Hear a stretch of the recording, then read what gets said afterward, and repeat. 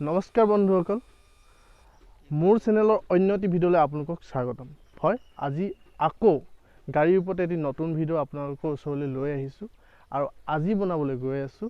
এয়া মোৰ পিছফালে দেখিছে মাৰুতি 800 কাৰ। হয়, বলক আমি ভিডিঅ'টো আৰম্ভ কৰোঁ। হয় বন্ধুসকল, এইখন হৈছে সেই বিশেষ গাড়ীখন মাৰুতি 800 কাৰ। হয়, এই গাড়ীখনৰ কিছুমান বিশেষত্ব আজি আমি আলোচনা কৰিম আৰু আপোনালোকে থাম্বনেইলটো দেখিলে গম পাবই। হয়, আপুনি যদিহে ভাবিছে 50,000 পৰা 50-60 হাজাৰৰ পৰা 1 লাখৰ ভিতৰত যদিহে আপোনালোকে এখন গাড়ী ক্ৰয় কৰিব বিচাৰে, তেতিয়াহ'লে মোৰ ফালৰ পৰা আপোনালোকলৈ বেষ্ট ছাজেশ্যন বা আপোনাৰ এই গাড়ীখন মই বেষ্ট ৰেকমেণ্ড কৰিম। কিয় কৰিম এই বিষয়ে আমি এতিয়া আলোচনা কৰিম।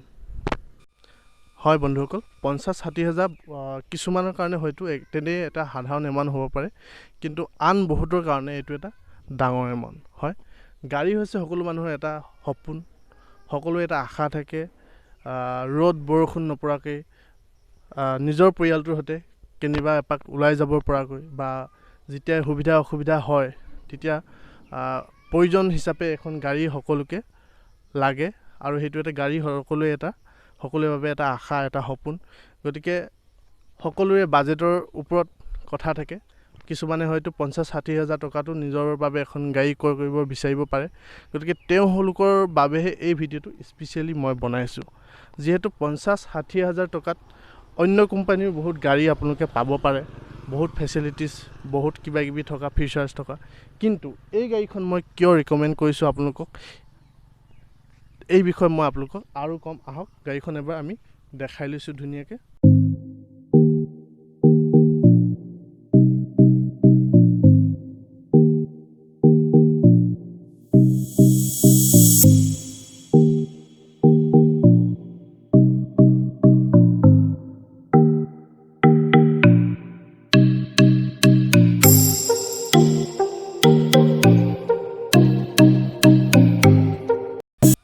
যিহেতু 50 হাজাৰেই হওক, আপোনাৰ 10 হাজাৰেই হওক, যিহেতু টকাটো ব্যয় কৰোঁতে সদায় আমি এটা কথা চিন্তা কৰিব লাগে যে টকাটো আমাৰ মিছ ইউজ নহয়।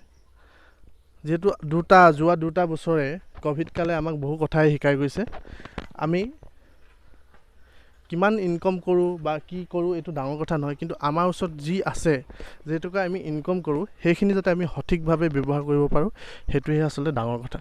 গতিকে 50 হাজাৰটো মই ক'লোৱেই সকলোৰে বাবে ইমান কম এমাউণ্ট নহয়। গতিকে 50 হাজাৰ যে আপোনালোকে গাড়ী এখনত ব্যয় কৰিব, কেৱল ব্যয় কৰিলেই নহ'ব, তাৰ এটা ছিকিউৰিটি আপোনালোকক লাগিব। ছিকিউৰিটিটো কেনেকুৱা ধৰণৰ, আপোনালোকৰ বাই চান্স কিবা এটা অসুবিধা হ'ল, আপোনাৰ গাড়ীখন বিকিব লগা হ'ল, তেতিয়া আপুনি কি কৰিব লাগিব? তেতিয়া আপুনি এই গাড়ীখন ল'লে বিশেষ অসুবিধাত নপৰে, কিয়নো এই গাড়ীখন ৰিচেল ভেলু, অৰ্থাৎ পুনৰ বিক্ৰীৰ ক্ষেত্ৰত যথেষ্ট ডিমাণ্ড আছে মাৰ্কেটত। আৰু এই গাড়ীখনৰ কাৰণে কাষ্টমাৰৰ কাৰণে কোনোদিন আপুনি অপেক্ষা কৰিব লগা নহয় বিশেষভাৱে। সেইকাৰণে আপোনালোকৰ টকাটো ছেফ বুলি ধৰিব পাৰে, কিয়নো আপোনাৰ বিশেষ অসুবিধা হ'লে আপুনি যিকোনো কোম্পানী গাড়ী এখন ল'লে বিক্ৰী কৰিবলৈ আপোনাৰ হঠাৎ অসুবিধাত পৰিব পাৰে, কিন্তু এই গাড়ীখনৰ ক্ষেত্ৰত এনেকুৱা আপোনাৰ কোনো ধৰণৰ অসুবিধাত আপুনি নপৰে। আৰু পুনৰ বিক্ৰীৰ ক্ষেত্ৰত মই ক'লোঁ ৰিচেল ভেলু যিহেতু এই গাড়ীখনৰ বহুতেই ভাল। আপুনি যিটো দামত ক্ৰয় কৰি গাড়ীখন চলাব, তাৰ পৰা যেতিয়া আপুনি আকৌ পুনৰ বিকিব, তেতিয়া কিন্তু বিশেষ এটা ডিফাৰেঞ্চ আপুনি নাপায়। আৰু 2 নম্বৰ কথা হ'ল এই গাড়ীখনৰ মেইনটেনেঞ্চ, অৰ্থাৎ গাড়ীখনৰ যিখিনি ব্যৱহাৰিক খৰচা, ৰানিং খৰচা আহে, সেইখিনি তেনেই নগণ্য। আৰু তৃতীয় কথাটো হৈছে এই গাড়ীখনৰ পাৰ্টছসমূহ তেনেই সুলভ। অতি সৰু চহৰৰ পৰা ডাঙৰ চহৰলৈ সকলোতে এই গাড়ীখনৰ যিবিলাক পাৰ্টছ হয় গোটেইখিনি উপলব্ধ থাকে আৰু সহজে এই গাড়ীখনৰ পাৰ্টছসমূহ পোৱা যায়। গতিকে এই গাড়ীখনৰ বিশেষ বৈশিষ্ট্যখিনি ক'লোঁ আৰু কিয় ৰিকমেণ্ড কৰিছোঁ এই বিষয়ে আপোনালোকৰ ওচৰত আলোচনা কৰিলোঁ। হয় বন্ধুসকল, আৰু এটা কিন্তু আপোনালোকে ভুল নুবুজিব, মই 50-60 হাজাৰ বুলি যিহেতু কৈ আছোঁ, এই গাড়ীখনৰ কেৱল 50-60 হাজাৰেই নহয়, এই কণ্ডিশ্যন লৈ আৰু ইয়াৰ কিছুমান ফিচাৰ্ছ লৈ আপোনাৰ 1 লাখৰ ওপৰলৈকেও যাব পাৰে। সেইটো আপোনালোকে চাই ল'ব লাগিব, যিহেতু ইয়াৰ AC মডেলো থাকে আৰু নন AC মডেল থাকে, ইনজেক্টৰ থাকে, কাৰ্বেটৰ থাকে। গতিকে সেইখিনি আপোনালোকে ইয়াৰ যিসমূহ ফিচাৰ্ছ থাকে, যিসমূহ কণ্ডিশ্যন থাকে, তাৰ ওপৰত মূল্যটো নিৰ্ধাৰণ হ'ব। কিন্তু বেচিকেলি আপোনালোকে 50-60 হাজাৰৰ পৰা এখন গাড়ী লওঁ বুলি ভাবিলে এই গাড়ীখন মোৰ ফালৰ পৰা আপোনালোকৰ বাবলৈ বেষ্ট ৰেকমেণ্ড কৰিলোঁ। কিয় কৰিলোঁ আপোনালোকক আলোচনা কৰিলোঁ। আৰু এই গাড়ীখন যদিহে আপোনালোকে নতুনকৈ গাড়ী ল'ব বিচাৰে বা এইটো বাজেটত ল'ব বিচাৰে, এই গাড়ীখনত সঁচাকৈ আপোনালোকে খুবেই সুখী হ'ব এই গাড়ীখন লৈ। আৰু মই ক'লোৱেই ৰিচেল ভেলু কথাটো ক'লোৱেই আপোনালোকৰ হঠাৎ অসুবিধা হ'লে বা আপোনালোকে যদি গাড়ীখন আপডেট কৰিব বিচাৰে, এইখন বিকিবলৈ নতুন অলপ আপগ্ৰেড গাড়ী ল'ব বিচাৰে, তেতিয়াও এই গাড়ীখন ৰিচেল ভেলুৰ ক্ষেত্ৰত আপোনালোকে ভাল ভেলু পাব আৰু বিক্ৰীৰ ক্ষেত্ৰত আপোনালোকৰ অসুবিধা নহ'ব।